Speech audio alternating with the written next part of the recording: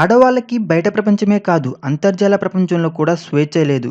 ఎందుకంటే ఫేస్‌బుక్ లాంటి సామాజిక మాధ్యమాల్లో ప్రొఫైల్ ఫోటోలను కొంతమంది దుర్వినియోగపరచడమే.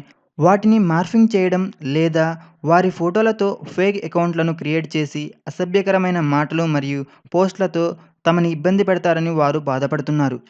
అయితే ఫేస్‌బుక్‌ను వాడుతున్న యూజర్లకు ఓ శుభవార్త. త్వరలో ఈ సోషల్ మీడియా సైట్‌లో ఓ కొత్త ఫీచర్ అందుబాటులోకి రానుంది. దీనివల్ల ఇకపై ఫేస్‌బుక్‌లో ఎవరు కూడా ఇతర యూజర్ల ప్రొఫైల్ పిక్‌లను డౌన్‌లోడ్ చేయలేరు. ప్రొఫైల్ పిక్చర్ గార్డ్ పేరిట అందుబాటులోకి రానున్న ఈ ఫీచర్‌ను ఫేస్‌బుక్ ప్రస్తుతం అంతర్గతంగా టెస్ట్ చేస్తుంది. దీంతో పాటు పలువురు సెలెక్టెడ్ యూజర్లకు ఈ ఫీచర్‌ను టెస్ట్ నిమిత్తం యాక్టివేట్ చేసింది. త్వరలోనే ఈ ఫీచర్ యూజర్లందరికీ అందుబాటులో రానుంది. అయితే మీకు తెలుసా? ఫేస్‌బుక్ వాడకంలో అమెరికా తర్వాత ఇండియానే టాప్ సెకండ్ పొజిషన్‌లో ఉంది. యూఎస్‌లో 219 మిలియన్ పీపుల్ ఫేస్‌బుక్ వాడితే భారతదేశంలో యూజర్ల సంఖ్య 213 మిలియన్లు. ఇక ఇటీవల లెక్కల ప్రకారం మన దేశంలో 24% మంది మహిళలు ఫేస్‌బుక్‌ని వాడుతున్నారు. అయినప్పటికీ చాలామంది మహిళలు తమ అకౌంట్‌లలో ప్రొఫైల్ పిక్ పెట్టుకోవడానికి వెనుకాడుతున్నారు. కారణం ఫోటోలు మిస్‌యూజ్ అవుతాయనే భయం. డౌన్‌లోడ్ చేసి మార్ఫింగ్ చేసే అవకాశాలు పుష్కలంగా ఉన్నాయి. అందుకే అందరూ ప్రొఫైల్ ఫోటో ఏ పువ్వో, సీనరీనో పెట్టుకున్నారు. లేదంటే ఖాళీగా వదిలేస్తున్నారు.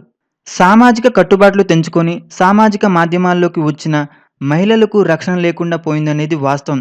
సొంత ఫోటో గూడా పెట్టుకోలేని పరిస్థితి. దీనికి పరిష్కారం చూపించింది ఫేస్‌బుక్. మహిళల కోసం ఓ కొత్త పరికరాన్ని పరిచయం చేసింది. దాని పేరే ప్రొఫైల్ పిక్చర్ గార్డ్. ఈ ఫీచర్ ఫోటోకి రక్షణ కవచంలా నిలుస్తుంది. అపరిచితులు ఇమేజ్ డౌన్‌లోడ్ చేయడం కష్టం. షేర్ చేయడం అంతకంటే కష్టం. స్క్రీన్‌షాట్ వీలు కాదు. కనీసం ట్యాగ్ కూడా చేయలేరు. ఈ ఫీచర్‌ని వాడే వారి ప్రొఫైల్ పిక్చర్ చుట్టూ బ్లూ కలర్ బోర్డర్ కనిపిస్తుంది. అదే ఫోటోకి అతిపెద్ద రక్షణ వలయం. ప్రస్తుతం పైలట్ ప్రాజెక్ట్‌గా ఇండియాలో ప్రవేశపెడుతున్నామని మార్క్ జుకర్బర్గ్ తెలిపారు.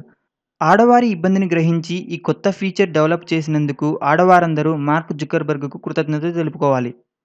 మరింత తాజా సమాచారం కోసం సబ్స్క్రైబ్ చేయండి 360 మీడియా.